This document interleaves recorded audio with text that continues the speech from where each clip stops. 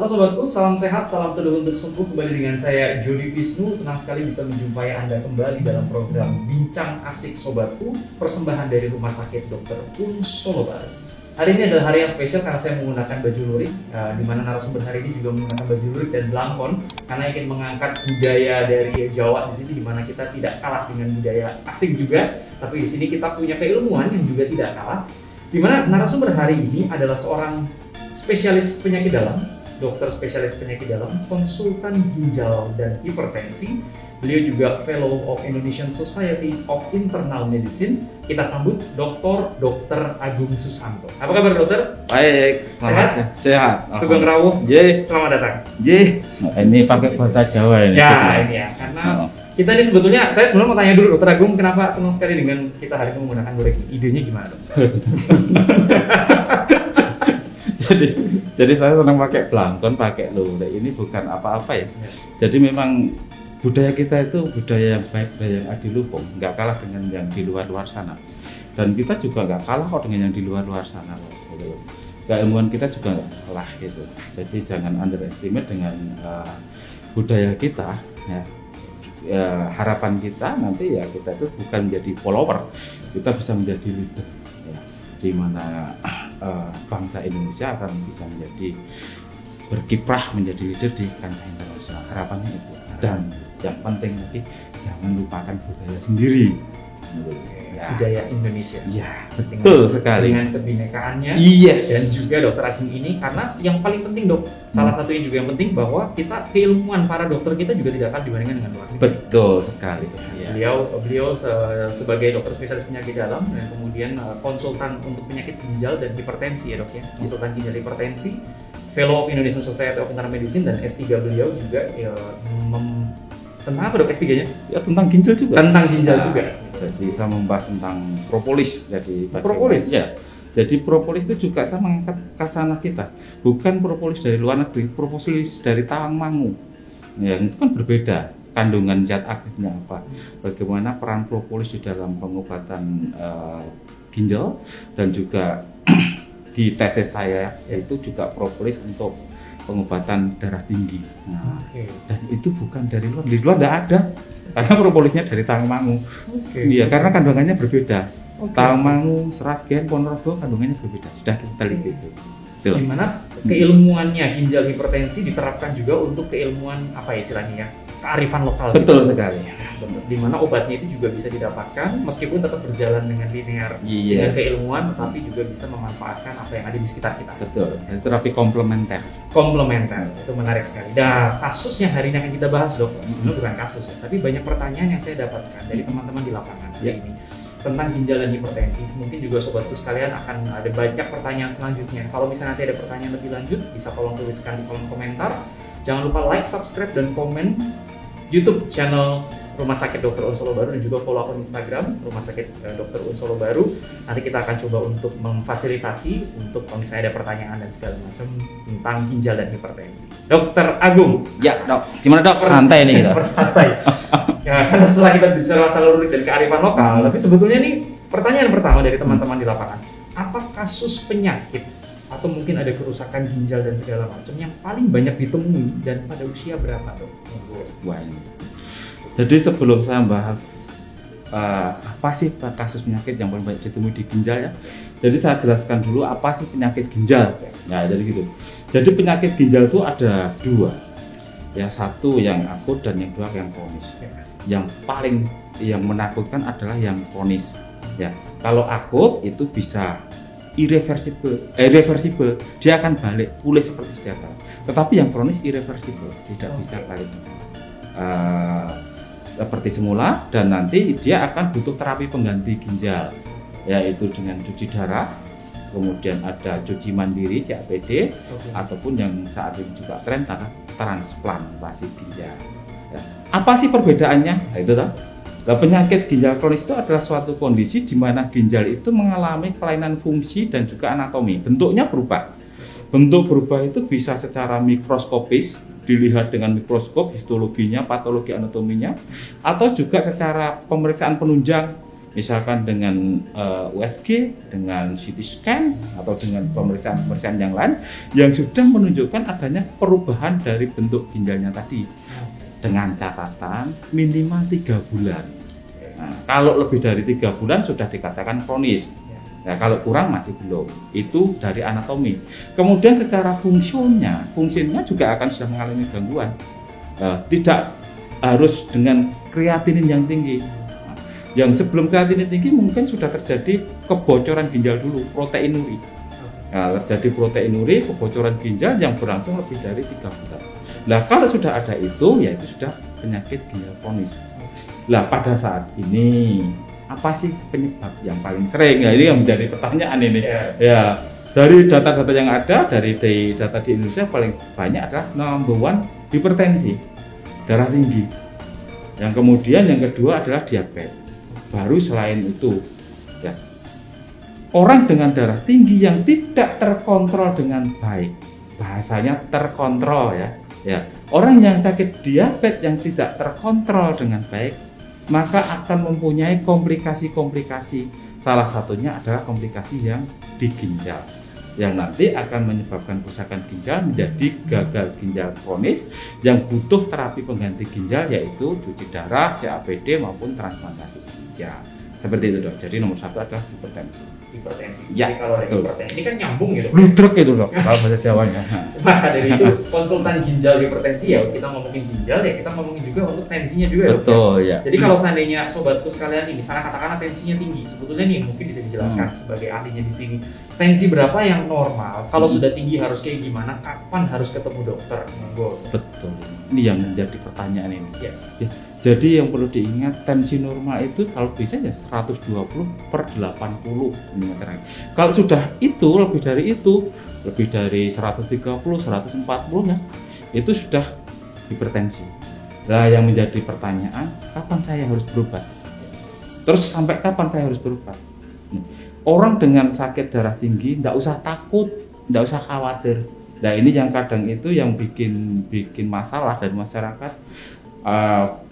Datang ke klinik, datang ke tenaga kesehatan, ya dokter kalau di kita, kalau di daerah yang tidak ada dokternya ke tenaga kesehatan yang lain, di situ tensinya tinggi, bingung dia, sampai rumah dia nangis biasanya, gedru-gedru, tensinya tinggi, dengan stres tadi dia nangis dengan psikis yang kurang baik, justru akan menambah tensinya, tekanannya akan tinggi. Nah, kalau tensinya tinggi bagaimana? Ya santai saja. Santai dalam hal di sini adalah biar jiwa kita tenang, psikis kita akan baik. Tetapi tetap kita usahakan bagaimana tensi tadi bisa terkontrol. Istilahnya bukan sembuh, terkontrol. Nah ini yang sudah kaprah dari masyarakat mengatakan, oh tensinya sudah sembuh. Bukan sembuh, terkontrol. Terkontrol itu bisa dengan obat maupun tanpa obat. Ini yang perlu diketahui oleh Bapak Ibu semuanya ya, bahwa untuk terapi hipertensi nomor 1 adalah lifestyle-nya dulu. Bagaimana kita memperbaiki pola hidup kita, bagaimana pola makan kita, pola olahraga kita, mengendalikan stres kita. Kalau dengan itu sudah bisa mengkontrol tekanan darah tinggi kita, tidak perlu obat. Nah, maka saya sering biasanya pasien dengan tekanan tinggi minum 3 macam obat, 4 macam obat. Ini tanpa sakit ginjal ya. Dia kok enggak turun-turun. Sudah kamu nggak usah ke dokter. Udah kemana dok? Duitmu buat piknik. Nah nanti dengan piknik itu biasanya dia akan seneng. Setelah itu turun tensinya. Bagi wanita-wanita itu sukanya pikniknya di mall. Nah tapi malah stres. Gimana? Nah karena di situ ada diskonan, duitnya ngepas. Ada maksudnya lagi ya. Oke, dikasih gitu ya. Iya. Harapannya kalau mereka ke rumah sakit Dr. Solo Baru kayak tempatnya garden, mereka bisa rileks juga. Wah sangat-sangat. Jadi di sini itu kalau saya melihat bukan semacam rumah sakit, ini semacam taman. Jadi tempat wisata, bisa main ayunan, bisa main kemana-mana. Dan ini justru akan menambah rasa fresh, rasa segar, dan akan mengurangi stres. Oke. Kan tidak semurwong di sini tuh. Ya. Jadi pasiennya teratur. Kalau di sini kondisinya kurang baik, bisa melihat taman, udaranya sejuk, bisa mendengarkan kicauan burung, kan begitu. Stresnya akan kurang, tensinya akan turun. Tensinya harapannya akan turun. Iya. Kalau masalah mindset gimana, Dok? Seringkali kan orang, kalau tadi dokter sempat bilang kemerungsung, gitu. Lalu kemudian semakin berpikir dan segala macam, kemudian otomatis itu ada kemungkinan untuk meningkatkan tensi juga. Iya. Jadi akan meningkatkan saraf-saraf simpatis kita, dan nanti akan merangsang hormon-hormon yang ada di dalam tubuh yang akan menyebabkan tensinya semakin naik. Ya harus santai, rileks. Tapi dalam artian bukan tanpa usaha. Saya tetap santai, tetap berusaha. Ya berusahanya bagaimana? Ya tetap ke dokter. Gitu. Dokter nanti akan menyarankan apakah ini perlu obat atau tidak. Kalau perlu obat, berapa lama dia harus mengkonsumsi obat itu. Terus apakah nanti perlu pemeriksaan penunjang yang lain yang mungkin ya tadi saya katakan bahwa hipertensi itu akan menyebabkan komplikasi-komplikasi yang lain. Komplikasinya ringan sih sebetulnya, cuma di kepala jadinya stroke, di jantung jadinya jantung koroner, di ginjal nanti terjadi gagal ginjal, kan cukup ringan itu. Ringan, tapi kebablas sana gitu. Oke. Jadi sebetulnya Dok, kalau itu dideteksi di awal, itu berarti sebetulnya perbaikannya juga biasanya akan lebih baik dibandingkan kalau sudah lama sekali, sudah kena kesana kesini. Oke. Semakin dini deteksi, semakin dini mendapatkan penanganan, semakin baik nanti prognosenya. Oke. Ke depan. Nggak usah takut. Wong itu sudah dari sananya, kamu mendapatkan hipertensi kan sudah gitu. Kita kan wayang toh. Wayang. Kalangnya mungkinnya, kamu darah tinggi kan gitu. Tapi tetap usaha kan. Tetap usaha. Dan seringkali Dok, kalau orang merasa bahwa kalau nanti kan tadi dokter sempat bilang, berarti kan minum obat sampai kapan, itu kan nanti akan di-assess terus-terusan. Betul. Kita akan kontrol ke dokter. Betul. Dan di awal kadang-kadang ada pasien yang merasa kok minum obatnya banyak banget. Itu sebetulnya seiring berjalan waktu, kalau kondisi sudah normal kan bisa dikurangin juga obatnya. Atau menurut dokter gimana Dok, supaya pasien itu tidak takut yang namanya mengkonsumsi obat dari dokter?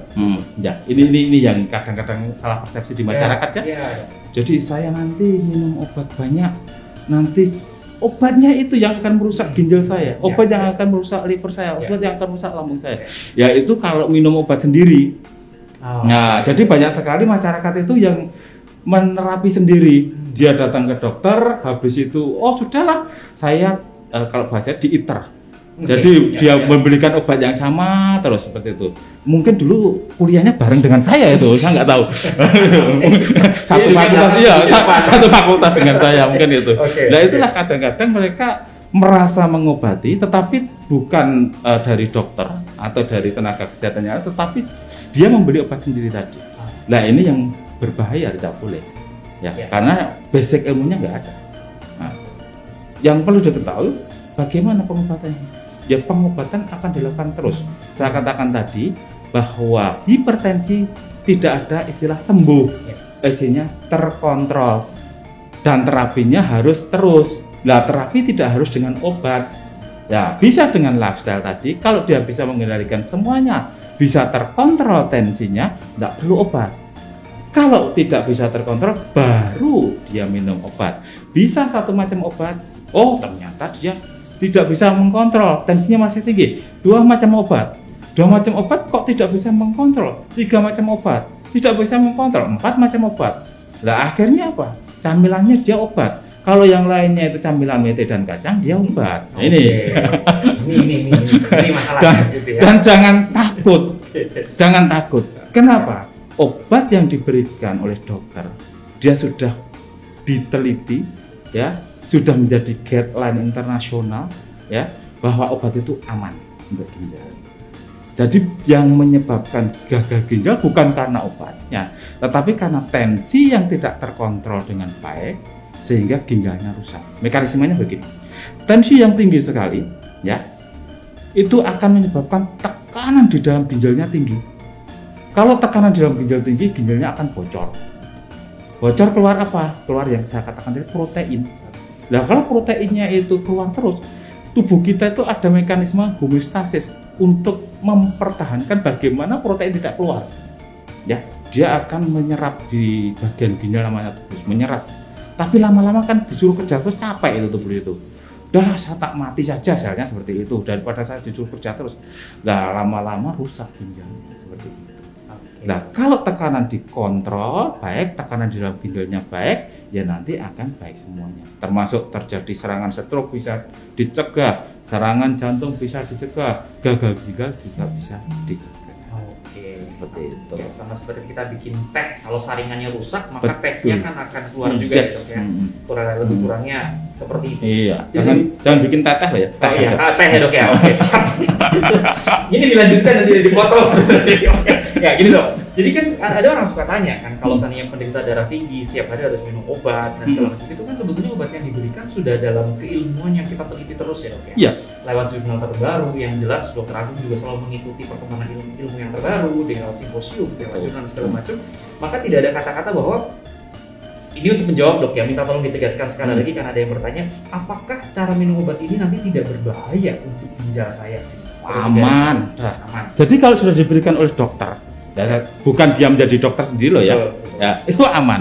Nah, kecuali kalau pasien-pasien itu mengkonsumsi obat sendiri. Ya. Ya, ada memang obat-obatan yang tidak aman untuk ginjal, Ya, baik. yaitu obat-obat penghilang nyeri. Oke. Nah, biasanya tensinya tinggi kan pusing dia, cokot-cokot begini. Nah, harus dicari kenapa ini pusing. Oh, dia nggak minum obat mencari solusinya, tetapi dia minum obat untuk menghilangkan pusingnya. Pusingnya akan berkurang, tetapi proses penyakitnya akan berjalan terus. Oh, ternyata pusingnya karena tensi. Kalau tensinya bisa terkontrol dengan baik, pusingnya akan hilang. Oh, ternyata pusingnya karena tanggal tua, dia harus banyak sumbangan, dompetnya kosong. Nah, itu harus diisi bukan dengan obat penghilang nyeri kan begitu. Banyak yang merit. Iya. Ke sana. Iya. Tanggal tua. Oke, dok ini kalau seumpama dok, Ya. kalau gitu, misalnya kan ada kalau pasien dengan hipertensi, kemudian Betul. minum obat, Hmm. ya tadi dokter sudah jelaskan bahwa ini tidak berpengaruh sebenarnya. Iya, aman. Nah, tapi ada juga pasien yang stroke misalnya, kan minum obat rutin dengan dokter saraf misalnya. Kemudian ada juga pasien yang punya permasalahan di bagian lutut, dia harus minum obat dan segala macam untuk pelumas dan Betul. yang lain. Nah, kalau misalnya mereka harus minum obat terus untuk istilahnya memeriksakan ginjal mereka itu sebenarnya berapa bulan sekali, seperti apa atau modelnya seperti apa dok untuk meyakinkan? Nah, ini menarik ini pertanyaan ini. Gimana? Di kita itu ada namanya medical check up. Nah, medical check up iya, ya. iya. MCU. MCU. Nah, ini. Jadi medical check up itu penting sekali. Dan masyarakat kita itu kalau suruh medical check up itu nggak mau. Oh, benar. Mahal, Dok. Iya, iya. Medical check. Kalau dihitung, taruhlah medical check up di ginjal kan di sini nggak ada 1 juta. Kalau 1 juta, 1 bulan nggak ada 100.000 kan? Iya, iya. Kalau 1 bulan 100.000 nggak ada, berarti satu hari cuma 3.000. Iya. Nah, dia kalau misalkan rokok berapa ribu itu? Ya kan rokok nggak ada yang, saya nggak tahu harga rokok sekarang nggak rokok. Ya mungkin 30-an ribu lah satu hari, kan seperti itu. Iya. Nah, dia mengeluarkan uang 3.000 aja berat. Nah, padahal itu penting sekali. Jadi pada pasien-pasien yang saya sebutkan tadi ada komorbid, ada penyakit hipertensi, ada penyakit diabetes, sebaiknya untuk medical check up. Kalau memang aman saja, bisa setahun sekali. Kalau memang dirasa ada sesuatu kelainan, bisa 6 bulan, bisa 4 bulan, bisa 3 bulan, bisa setiap bulan. Nah, pasien-pasien yang datang ke poliklinik Dr. Un Solo Baru, pasien saya yang sudah terjadi kelainan ginjal tetapi grade-nya masih rendah, ya biasanya setiap bulan saya suruh ngapeli saya. Nah, jadi yang ngapeli saya itu banyak sekali. Tapi sayangnya cowok-cowok dan tua-tua. Oke. Gitu. Yang cewek juga ada dan tua-tua semua itu. Setiap bulan harus ngapeli. Dan Oke. itu kita kontrol tensinya, kemudian kita evaluasi hasil laboratnya, Ya. baik itu di urinnya, di kencingnya maupun di darahnya, kreatininnya berapa seperti itu. Kalau dia naik, kreatininnya naik, biasanya kita evaluasi kenapa ini naik, seperti itu. Oke, ya, ya. Ya, jadi bisa 1 tahun, 6 bulan, 4 bulan, 3 bulan, atau setiap bulan tergantung case per case. Kalau kondisi normal ya minimal setahun lah. Oke. Mm-mm. Oke. 3.000 kan nggak mahal. Iya. Ya oke. toh, Bisa beli dicek ya. beli permen cecak nggak dapat itu. Oke, kita minum kopi ya, segala macam itu ya. Oke. Dan ini menarik karena Rumah Sakit Dr. Un Solo Baru juga menyediakan paket untuk Iya. pemeriksaan ginjal. Betul. Gitu kan, dan paket Betul. itu sudah termasuk konsumsi dengan dokter spesialisnya. Iya. Kalau tidak salah. Dan di USG juga ada. Ya. Selain pemeriksaan konsultasi, Ya. kemudian dilakukan pemeriksaan laborat, juga Ya. ada pemeriksaan penunjang di USG. Yang USG juga saya. Oh ya, jangan lupa nanti bisa ada dokter yang pakai baju lurik ya, dokter Agung. Oke, dok, ini menarik dok. Ya. Masalah ginjal, tadi dokter bilang yang ngapelin dokter ini yang sudah sepuh atau yang sudah ini. Tapi pertanyaannya dok, apakah tren penyakit ginjal saat ini ada pergeseran ke generasi yang lebih muda? Nah, ini Gimana? sangat menarik ini. Ya, Kalau kita lihat data dulu di 2013 dari Redkesdas itu memang usia-usia geriatri di atas 75 tahun itu tinggi. Oke. Ya, dan saat ini pun juga masih tinggi. Tetapi di Indonesia pada saat ini usia-usia produktif itu prosentasenya cukup tinggi di antara usia 45 sampai 54. Yang kedua 54 sampai 65 itu usia produktif. Oke. Di usia 45 sampai 54 itu baru puncak-puncaknya karir menuju puncak. Baru banyak-banyaknya seseorang itu ragat anak untuk sekolah. Ya. Saat kena sakit, kasihan sekali itu. Ya. Ini banyak sekali di data kita. Kalau di luar negeri, di Inggris dan di Amerika, itu lebih dari 65 tahun yang tertinggi. Di kita tidak. Dan pada saat ini juga pasien-pasien yang saya temui di klinik ya, itu masih muda. Bahkan kemarin saya ketemu usia 22 tahun. Masih muda sekali, dan anak-anak juga ada, tidak di sini tapi karena di sini tidak bisa, anak-anaknya harus di sana. Ya. Kasihan itu. Ya. Jadi memang mulai bergeser. Saya nggak tahu apakah ini memang karena pola hidup dari anak-anak muda saat ini yang memang kurang memperhatikan untuk kesehatan, dia tidak peduli dengan kesehatannya, tetapi bagaimana dia itu bisa selfie dengan baik, bisa kelihatan seperti itu. Oke. Iya, Ya. seperti itu. Itu Tapi untuk data saat ini yang tertinggi masih 345 sampai 54 usia produktif. usia produktif. Iya, dan nomor 2 54 sampai 55 sampai 64. Sampai 64. Ya, Itu berarti- kalau masalah kita ginjal ya dok, informasi ginjal. Kalau Betul. untuk masalah hipertensi gimana dok? Kayaknya yang muda-muda ini banyak juga Iya. ya kasusnya. Jadi Dari pengalaman dokter gimana? Jadi hipertensi itu kan suatu penyakit yang 90 sampai 95% tidak diketahui. Oke. Ya salah satu perannya ada genetik. Kalau genetik kita nggak bisa apa-apa. Masa kita mau protes sama orang tua kita? Iya. Nggak bisa toh. Oh, kita nggak bisa lahir minta dari siapa kok. Oke. Ya toh. Kita tahu-tahu wujud gitu kan ya. Besar ya. Ya. Oke. Nah, Oke. 5 sampai 10% adalah yang karena sebab yang lain sekunderi. Nah, yang ini memang beberapa case ya saat ini untuk yang hipertensi masih didominasi oleh yang mereka yang usia tua. Ya, tetapi di usia-usia muda yang datang ke saya ada, tetapi sudah rusak ginjalnya. Ya. Kita anamnesa, loh kenapa ini? Saya hipertensi dari muda dong. Usia berapa? Usia 18 sudah hipertensi. Ya, apakah ini suatu anamnesa dari mana? Memang ada riwayat keluarga, ada genetik. Sebetulnya kalau ada riwayat keluarga yang hipertensi, ya, dengan kita merubah pola hidup yang sehat tidak akan muncul.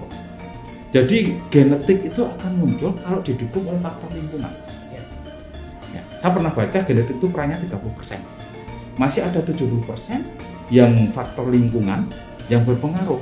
Nah kalau genetiknya ada tetapi lingkungan tidak mendukung, nggak jadi. Nah saat ini kan banyak anak-anak muda yang sukanya itu instan, gitu. Saya nggak tahu nyari istrinya juga instan atau gimana. Oke. Oh, lewat medsos gitu kali ya. Medsos. Untungnya anaknya lahirnya nggak instan. Iya, juga lainnya chat-chatan gitu. Akhirnya anaknya lahirnya online biar repot juga gitu. Aduh, ini Sekarang kita lihat anak-anak muda itu kan Ya. sukanya ada fast food, Ya. junk food, seperti itu kan. Suruh olahraga nggak mau. ya betul. Waktunya dipakai untuk tidur lebih lama. Betul. Misalnya. Betul ya. Ya. Tidur Oke. makan gitu aja. Akhirnya itu pola hidup yang tidak baik, ada genetik yang berperan, jadilah. Ya. Tapi tadi dia sebetulnya seperti itu sudah ada warning dari tubuh kita, ada alarm. Kok ini nggak enak ya badan saya. Oh dia mengatakan oh mungkin kecapean, nggak minum vitamin tapi minum obat pengurang nyeri. Proses penyakitnya jalan terus. Nah akhirnya begitu dia sudah terjadi kerusakan di ginjal di bidang saya, biasanya datang dengan keluhan mual muntah itu. Baru tahu, dok saya nggak pernah sakit dok. Tahu-tahu seperti ini. Terus tanya, ginjal saya yang rusak 1 atau 2? Nah kalau sudah seperti itu, dua-duanya rusak. Nah, habis itu nangis dia. Iya. Ya karena ginjal 2-nya rusak. Iya. Ginjal-ginjal dia. Jadi trouble sih. Ya karena benar seperti Dokter Agung sampaikan tadi, kalau orang mengatakan bahwa tidak pernah sakit, berarti mungkin selama ini pada saat di dalam keadaan lelah, dia mungkin bisa minum suplemen dan segala macam, bukan istirahat. Betul. Dan juga bukan mengkonsumsi makanan yang sehat. Ya. Kita mungkin tidak menyalahkan kondisi sekarang di mana banyak istilahnya kuliner menjamur di mana-mana dan dengan bisnis yang bagus. Tapi kan makanan yang sehat itu kan sebetulnya makanan yang memang terukur ya Dok ya. Iya. Bukan sekadar makan itu enak kemudian kita makan. Betul. Nah kadang-kadang kita emang harus lebih effortnya lebih banyak untuk memilah makanan yang sehat, untuk bisa jamu ya, jaga mulut gitu kan. Jangan sampai dimakan gitu kan ya. Dan istilahnya ini. Tapi ini menarik Dok karena banyak sekali kasus terutama generasi muda. Saya senang tadi bahas kuliner. Gimana kuliner? Kan kuliner sekarang menjamur. Enggak masalah itu. Oke. Gitu loh. Tapi jangan setiap hari ke situ. Kuliner menjamur, kuliner makanan nanti setiap hari ke situ. Ya. Yang jelas bikin darah tinggi nanti. Oke. Boros masalahnya. Tensinya tinggi karena dompet jadi kuras.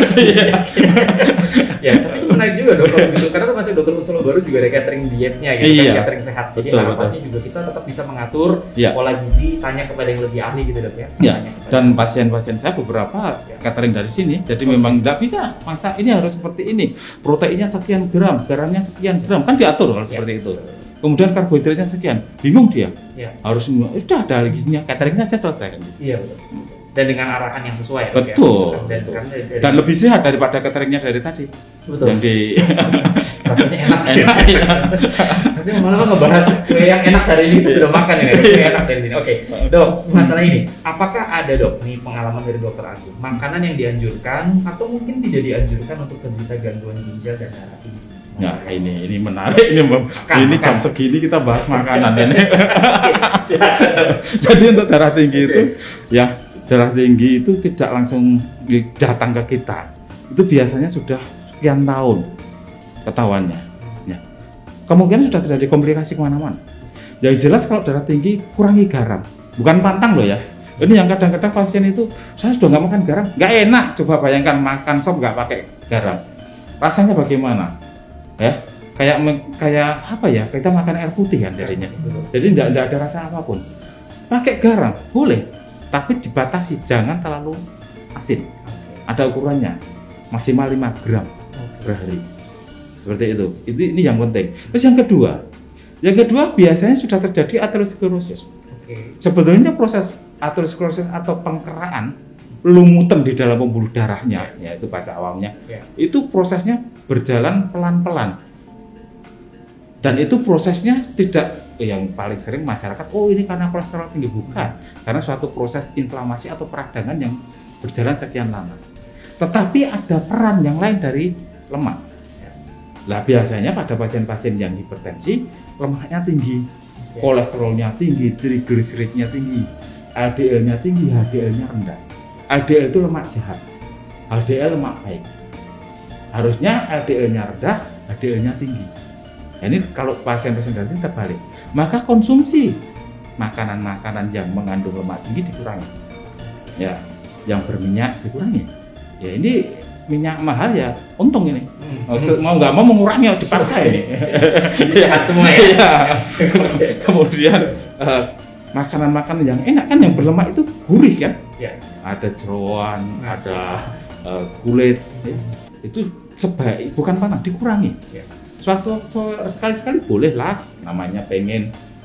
Kalau pengen sekali kan nanti kasihan ngiler.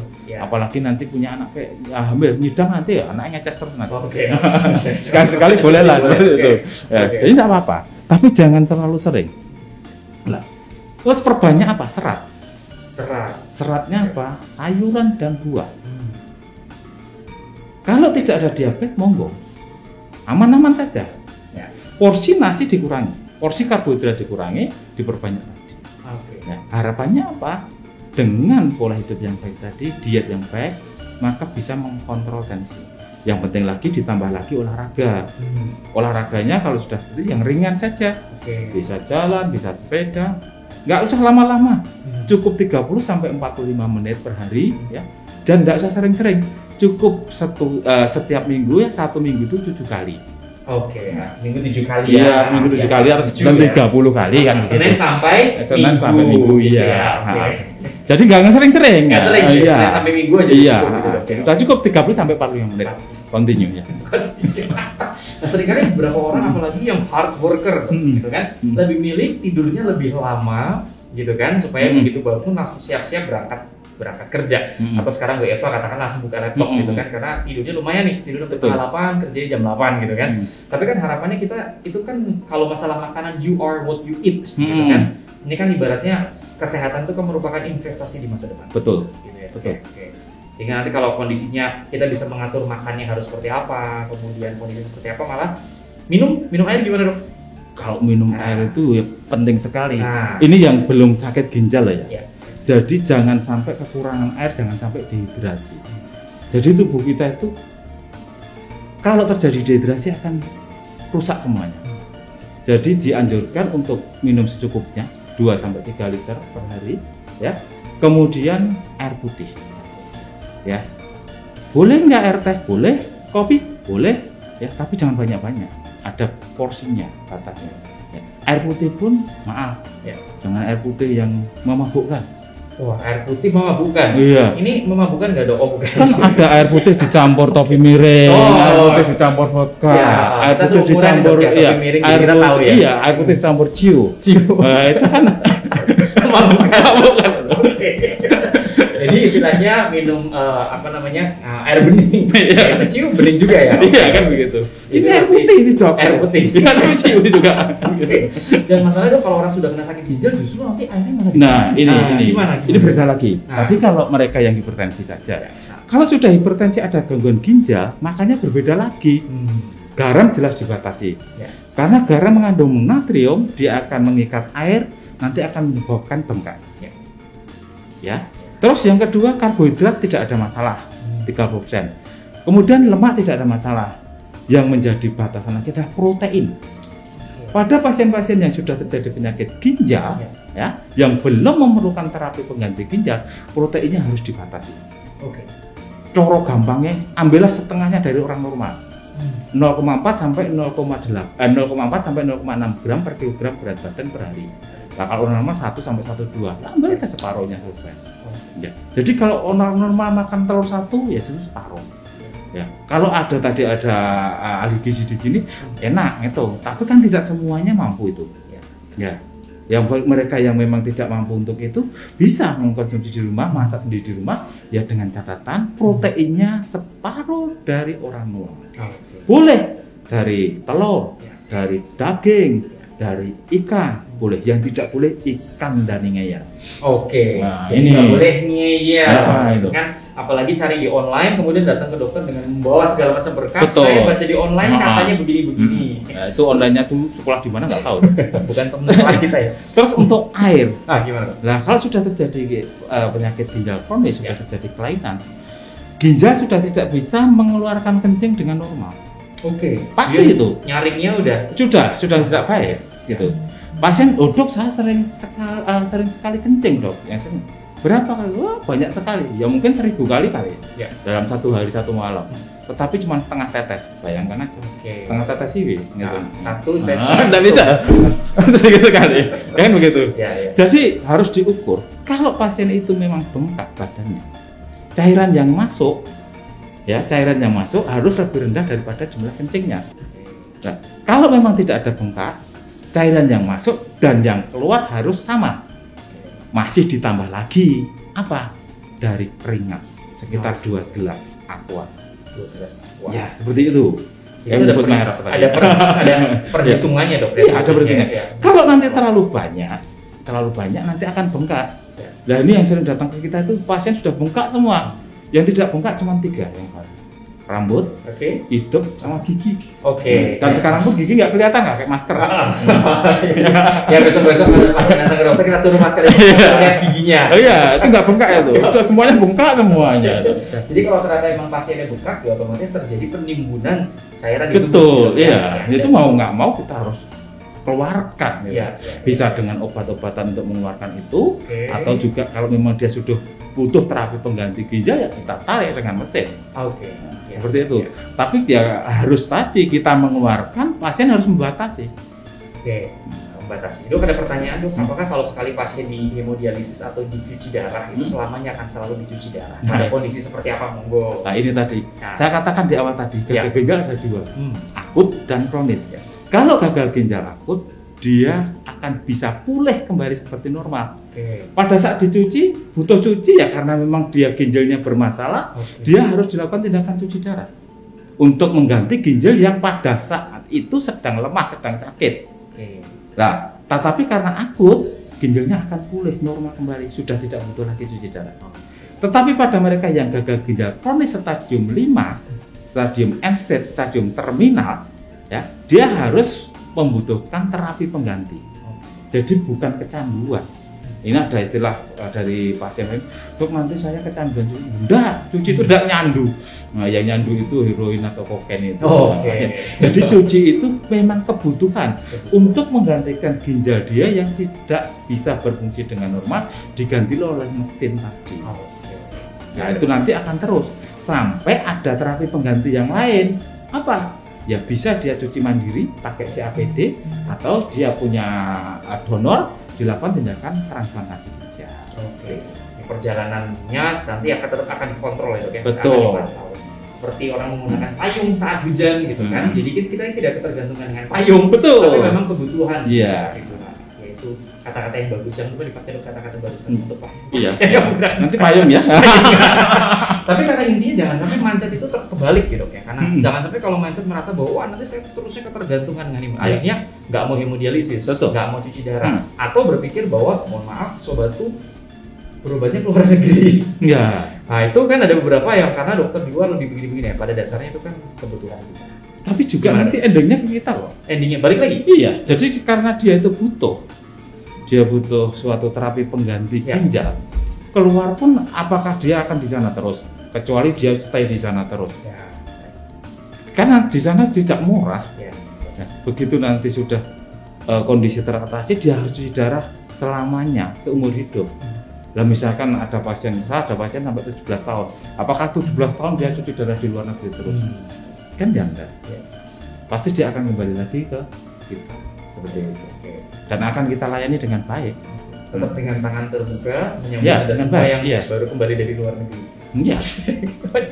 Karena itu karena hak orang ya. Betul. Mau berobat kemana-mana. Dan ke kita pun kita akan terima dengan baik. Betul. Gitu. Karena tujuan utama kita adalah menyelamatkan jiwa. Betul. Siapapun itu. Nah ini sebagai edukasi juga buat sobat sekalian yang misalnya sudah sempat berobat dan segala macam keluarga dan yang lain, kemudian datang ke sini kan ada yang apa ya kalau bahasa Jawanya pekewo. Pekewo rasa nggak enak, aduh kemarin saya sudah ke sini kemudian mau daftar lagi ke dokter Agung rasa nggak nyaman. Kita tetap dengan tangan terbuka untuk memberikan pelayanan yang baik. Jangan ada rasa pekewo. Ya, yang penting sopan. Ya Anda sopan kami segan. Iya. Itu jadi hubungan dokter dengan pasien itu ada hubungan kepercayaan. Ya, hubungan kepercayaan. Kalau sudah percaya, sudah baik, hubungan itu sudah seperti saudara. Ya.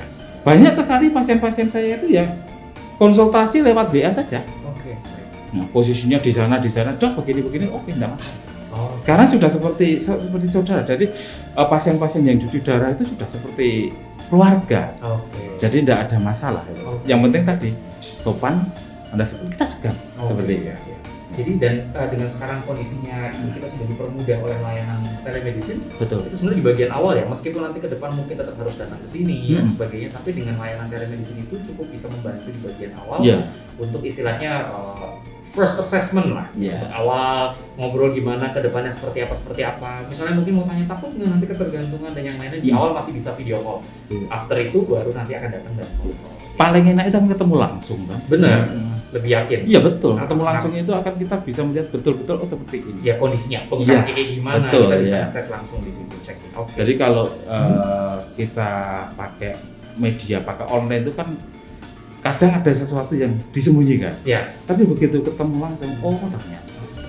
Seperti itu. Ini masih baik-baik saja. Banyak pasiennya ini video call itu kondisinya di tempat tidur, begitu datang fine aja. Udah kamu nggak usah jadi dokter shopping gitu loh. Udah terus shopping aja ke mall, kamu stres sudah. Akhirnya tersenyum Pak. Oke. Syukurlah kalau gitu. Nah dokter, ini pertanyaan yang terakhir untuk menutup podcast kita hari ini dari Dokter Agung. Bagaimana tips dari Dokter Agung untuk menjaga kesehatan ginjal? Kapan harus periksa dan yang lain untuk pasien-pasien yang sehat? Ya, jadi ini penting sekali pesan saya ya. Seperti saya sebutkan tadi bahwa penyakit ginjal kronis, ya penyebab utamanya adalah hipertensi. Nomor 2, diabetes. Baru yang lain-lainnya. Kalau ada 2 penyakit itu, jangan segan-segan, jangan sungkan-sungkan untuk periksa. Pada saat ini ada fasilitas dari pemerintah BPJS yang memfasilitasi itu. Ya harus diikuti prosedurnya, alurnya. Ya. Supaya apa? Tensinya terkontrol, gulanya terkontrol, sehingga komplikasi-komplikasi yang saya sebutkan ringan tadi, ada stroke, ada jantung, ada ginjal, itu semuanya bisa tidak terjadi. Yang pertama. Terus yang kedua, kalau sudah kena sakit ginjal bagaimana? Jangan putus asa. Ya, bahwa misalkan sudah harus cuci darah, itu bukan akhir dari segalanya. Masih banyak yang bisa dilakukan. Silahkan pada saat jadwalnya cuci darah. Di luar itu silahkan beraktivitas seperti orang normal. Cuci darah yang baik, yang adekuasinya tercapai, dia bisa hidup layak normal seperti orang sehat. Dengan catatan tadi harus patuh. Terus yang lebih penting lagi ya, mulai sekarang bagi teman-teman semuanya, bagi pemirsa semuanya, mulailah untuk pola hidup sehat. Bagaimana kita menjaga makanan kita, bagaimana kita menjaga pola pikir kita, bagaimana menjaga kesibukan kita, ya. Dan yang penting lagi jangan lupa olahraga. Seperti itu. Ya, tadi dikatakan ya mereka yang suka bekerja terus. Ya, bekerja untuk mencari apa? Mencari duit. Habis itu duitnya habis lagi untuk sakit. Ya jadi kan seperti itu. Ya, terkumpul habis itu duitnya habis untuk sakit. Nah terus gimana itu? Ya sudah, kita sudah diatur bekerja sekian jam, istirahat sekian jam, senang-senang sekian jam. Nah, monggo senang-senangnya, tapi yang positif. Ya, positif ya, senang positif. Iya, olahraga jangan lupa Senin sampai Minggu. Iya, nggak usah lama-lama, 30 sampai 40 menit ya. Cukup 5 sampai 7 hari. Ya kalau saran saya ya tadi seminggu 7 kali. Dan olahraga ringan juga bisa kan ya? Iya. Mau itu jalan, iya, ringan aja. Ya bermasalah dengan lutut biasanya dia mau sepeda, mau berenang dan sebagainya. Saya pikir masalah dari niatnya mereka masing-masing. Jadi kalau yang tadi saya katakan yang sudah sakit ginjal itu kan sudah usianya usia 45. Jangan futsal lah. Jangan sepak bola lah. Sudah menggeh-menggeh nanti. Kos-kosannya saya nggak futsal, saya kayak ini. Saya malah badminton sama tenis sama saja. Sepeda. Jangan ngebut-ngebut juga nanti ya. Oke, Dokter Agung, banyak sekali terima kasih sudah hadir di Bincang Asik Sobatku, dan semoga hari ini podcast kita hari bisa banyak memberikan insight atau titipan buat rekan-rekan sekalian, buat sobatku sekalian. Jangan lupa follow akun Instagram Rumah Sakit Dr. Solo Baru, like, comment, dan subscribe. Juga nyalakan notifikasinya untuk bisa banyak mendapatkan informasi terbaru, video edukasi dari Rumah Sakit Dr. Solo Baru. Saya Aldo Budi bersama dengan Dokter Agung dengan tim kerabat yang bertugas di sini mengucapkan terima kasih telah mengikuti podcast kami. Salam sehat dan salam teduh untuk